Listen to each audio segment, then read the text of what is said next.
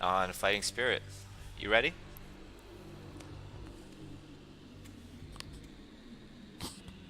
Alright, I'm back. Okay, perfect timing. Let's go for it. Nice. Launch the game.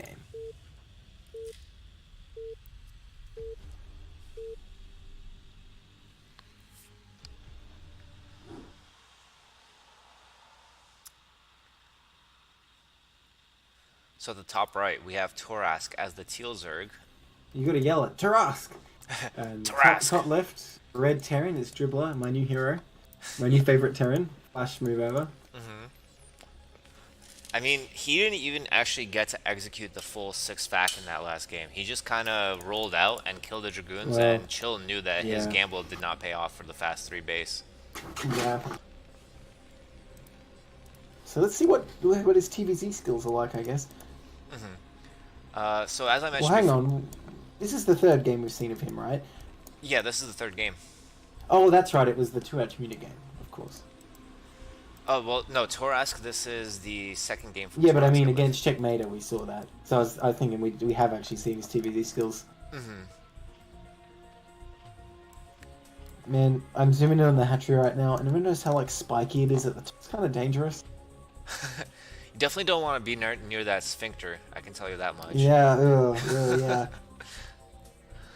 Why'd they put it at the top? That just means like, whatever comes out of there, I don't want to imagine what it is. It's just gonna run down all over. They should have made the larva like pop out of there and land on the ground. That's what I think. That's what I think what they should have done. And I But think that's sort of what happens in StarCraft 2, isn't it? maybe you're right. Maybe they were like, all right, we didn't have the technology back then, but now we can add it. We've progressed. Yeah, We can have gross graphics. for a second, I thought that Torasque was going for a 10 hatch, which is what you do after you go Overlord and then Gas Trick, and then you go 10 hatch. It looks like it's still going to be 12 hatch, but he's using the earlier drone to scout, and he scouts through the middle looking for the 8 racks, which I actually really like as a play, just to make sure that he can go safely 12 hatch with a slight eco advantage, maybe from the Gas Trick. So very nice play by him. I'm confused that he sent his Overlord the wrong direction. I'm not sure why you'd do that when you're going hatch first. I mean, he did it last time too, so maybe that's his kind of standard. Like he did it in the ZVZ Yeah. against Checkmater. I think like that might be a mind game because on maps like FS and Circuit Breaker, people are so used to the very standard Overlord scouting pattern. Yeah, true. Against Terran, it's definitely way riskier though. I would not do this against Terran because if you find out that Terran is here, he's gonna know that you're here too. Yeah. So. Okay, well, he finds out that, Dribbler anyway finds out where Torasque is, so he's actually going to scout first, but, I mean, I don't think the scout is going to be too critical at this moment. Nothing wrong was going on, but this Overlord is going to die! Oh, no.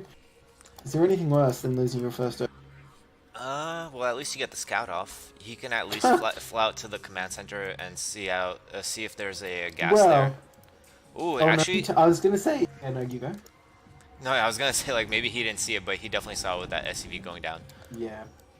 I was going to say, maybe if he, goes all the way left, then down, he can, sneak past without being noticed, but he has been detected. Dribbler's not too committed. He's not really trying that hard to get it. I don't know why that I guess happens. It gets away? Maybe it's between the attack animations, but he's actually going to go downhill with this. He's going to wait for the second Marine to come up to the high side, which I like this as a move. You kind of trap the Overlord. You can't have them just ride the edge all the way to the top. But I mean, I think he could still potentially escape. I don't know. It's going to be tough. The question is if there's going to be Lings in time in order to help save this. We see 2 Lings Well, out. there's 2. I don't think Two is that's enough. Probably not enough. Yeah. Assuming Dribbler like Marcus said, this is totally going to die. Farewell, Squid Overlord. Ugh. Oh, that feels bad as Zerg, man. That's a bad start.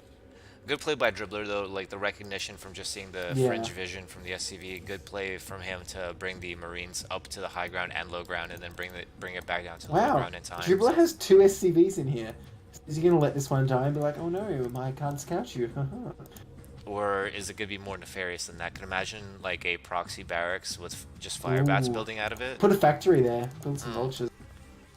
Put a starport, just, I don't know, build a Valkyrie or something, kill the Overlord. If you put down the starport there, then you're just a true boss. Then you're just styling on your opponent at that point. And great micro, I'm by the starting way. to wonder, maybe Dribbler can just style on his opponent, because he's going to X Academy again. I don't know being set behind from that Overlord is going to make it real tough for Torasque. Definitely going to need some sunken. Layer in the natural, actually. So if this is just a scouting SCV, there is a chance that it might not see this. There is a small chance. Yeah, but when you see Zeg still mining gas, you got to assume they're not just going for a speedling alone. But it is only one gas, and he is going to go scout now with that SCV. Very nice play from Dribbler. Very impressed by this. Let's see what he sees. Does he see the gas? No, he doesn't look. Now he does look. He sees still mining from the gas. So, yeah, as you said, he probably... I think he knows pretty much everything from just seeing that. He can infer. Although, you know, you'd want to find out if there's a Hydra in some... Yeah, 3-hatch Hydra is actually really powerful against early expansion builds from Terran, as strange as it may sound. But he is going to see the layer. Excuse me. He is going to see the drone production, so he knows that it's not... Oh, wow. He sees the second gas timing, so I think he knows literally everything at this point. So, you know, he's just like seeing through time. He is enlightened. He knows all. I was about to say seeing through time. I wish I had that when I was playing Brood Yeah, War. it's pretty good. If I could see through time, I would like see myself back into like 2006 and be like the best player of all time, or like 2003 maybe, or maybe 2001. Yeah, that'd be great. I wonder, even you know, if I went back, would I be able to beat the pros in 2001? I'm not sure. I'd have the meta advantage. Wouldn't they just like learn from me after like one game? Oh, but the maps that they played on were so garbage for you. Oh yeah, that's right. That's right. So I'd have to do this shitty old meta. But still though, I could invent Mutalisk Micro. True, you're right. You could be the legend. You would switch races just to be the legend. And Totally. No. I popularize it with Wraiths, and then like in my alternative meta, like Terran's just going like 2-port Wraith every game against every race. And then like Bisu goes like the Bisu build with Corsair against Wraith. But That's great. He is going for the Spire though. Speaking of Mutalisks, I love this walk forward from Dribbler. He walked forward, killed the spotting Zerglings just to make the Zerg a little bit less secure about whether or not Terran's moving out. Having those I really spotting should bring the medics with him, to be honest, but that's it. I mean, no, he was just poking a little bit. You know what I mean? He was just kind of Yeah, denying but vision. He wasn't really What engaging. if Zerg actually has like 24 lings and he suddenly pounces? You're really going to want the medics there. Well, I have an answer for you to that. It's because when his SCV was scouting, he saw that there was drones producing from the natural at the rally point. Since the SCV died, absolutely it could have made 24 lings, just say. Yeah, you're right. Zerg's kind of like that. I mean, this Zerg's actually, if you look at it, 1200 minerals, 1000 gas in preparation for Muta. He's well overbulked for this. Well, he's prepared for defense, though. He has the 3 Sunkens, which is enough for now. But I mean, the thing is, though, Terran, I think, can build up enough here that he can go hang around the Sunkens. If the Mutalisks don't stay home, he can actually bust. And actually, the other thing is that this is something I learned from Scan. He said that when you're going for a barracks aggression play, usually with +1 5 racks, but in this case 4 racks, it's actually better to stay in the middle of the map and just try to preempt the Mutalisks from flying into your base. You kind of patrol in between the flight path of the Mutalisks and try to catch them out of place. It puts Zerg Tricky in in a these really positions, though, because you'd have to go up to this 12 o'clock, really where you want to be. Well, is that a misclick? Yes, Must it has have to be. been, right? Yeah. So, ouch. The easiest way to prevent that for all you budding Zerg mains out there is what you do is you select the 9 larvae that you're going to use for Mutalisk, and then you hotkey them all as one hotkey. So like you'll have 9 larvae on one hotkey, and you make them into Mutalisks right away. And then well, you know what I do? I just rebound Scourge to like X or something. That's another so play that too. I never Yeah. misclick it. That's a good play too. Yeah, I mean that's the modern answer, right? Because of the reprogramming. But yeah, that's a great one too. Rebinding to X or another letter that's very close by to the S.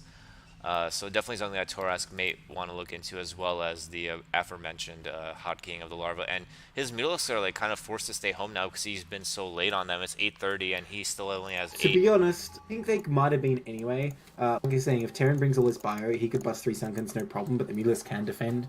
I don't know. Yeah, and Thing is, he's never going to get dropped. That's the plus side. He's ready for an early drop. Or 3. That's true. I mean, as long as they only come from one direction. Well, this third, though, there's no way to defend this. If Dribbler figures out it's there, it is 100% dead. I mean, this is the standard spot for it, too. Like, Dribbler should be looking for it right now. I heard a scan going off. I don't think he saw it, but he's going to infer it. And he didn't properly clump those for engaging, but a nice little shot there. Yeah, and there's only one medic here, so not as strong as it could have been on the defense, but I think he'll still be able to hold nicely. He has 2 turrets here. And he He can has a pick up bunker those here. 2 turrets pretty easily. Yeah, no late reaction from Dribbler, but Dribbler at the same time, the reason for the late Nice reaction, repair. killing the 3rd base at the same time, and he's moving a Bioforce to the Sunkens at the same time. I don't think he Well, can he be able can't to bust do with that many Marines, that's for sure. Yeah, but Torasque taking a sneaky 3rd at the like natural 3rd here. I think that's a fine move when your current 3rd is actually getting destroyed. Yeah, and when you're pressuring the Terran at his natural, like you're kind of splitting their attention 2 ways already. It's not likely that a Terran is gonna go check with his like 3rd arm, like 3rd level of like, you know, like multitasking for your new 3rd. Yeah. So he bought himself a little bit of time. He needs to get those lurkers out soon though. I see an evolution chamber, I see a hydrogen lurker aspect only just now going to finish, which is very, very late in my opinion, considering the surplus that he had before.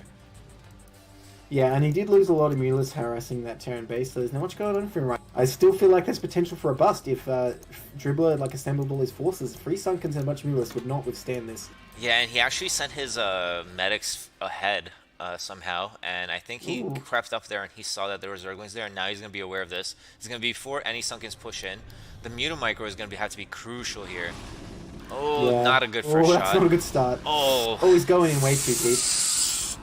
Use the ramp to your advantage, my guy. Like when he starts sending especially like when the Lings are engaged as well, they can tank. And nice scan uphill as well. He forces some of the Lings to go down because of the range of the Marine up here. Not sure how intentional all of that was, but I'm willing to give Dribbler credit. He's so far the king of this group right now. Yeah, he's crushing it. I mean, I feel like right now Torasque is just a house of cards, and Dribbler's got like one finger just slowly pushing it over. It's not long until he collapses, I think. Yeah, and by the way, look at Dribbler's macro. Look at the army that he's sending out from his natural look right how now. low his money is. Exactly, he's doing a great job so far. Taking a 3rd, or well, actually maybe not, but he tried anyway. Yeah, it was a good good deny. thought. And he's in a great position right now. All the Mulists are basically dead. He just needs to push up. But the lurkers come up. He didn't get up this ramp in time. He's actually going to defend his 3rd. Wow. I can't believe it. Yeah, I was looking at this 2 minutes ago, and I'm like, no, Terran's going to get up there in a minute and kill him. But that means so that the House of Cards, turns out the House of Cards is actually glued together. But there's only one lurker here at the natural. That's a trade-off. It depends how quick the scan's going to come up. The scan's not coming. Is he out of scans? No, the vessel's here too. No, he should have been able. Energy. He's got 200 energy as natural, but it doesn't matter. He's going to push in the natural anyway, I think. I mean, he lost a lot between those 2 attacks, to be honest with you, 100%. Like, this gave Zerg a little bit of new life. The Hive hasn't even started, so yeah. I think there's any way for Zerg to withstand here. True. I mean, but it is just a matter of time. I think if Zerg collected himself a little bit better, ran into Zerglings. Oh, that's nice lurker positioning. Yeah. But they came from 2 angles. Wow. And another one. What are these cards made of? Are they made of like steel? Nice D-Matrix, that's kind of cool. It's a smart Don't see play. that every day. There's nothing to irradiate in this situation. The vessel is mainly being used for vision. All the Mutalisks are dead. There's no hive, so great play from Dribbler so far again. Dribbler coming out really dominant here. We can't see that lurker though. It's a little bit out of the range. Yeah, just slightly. And it's hurting him again. Lurker. Oh my god. At the end of the day, it doesn't matter though. Like, he's swinging a big old club. Torasque is trying to like hit him with a needle. It's not gonna make a difference. Then he finally scans it. Yeah, you can wield the needle very well, but at the end of the day, the club's just gonna snap it.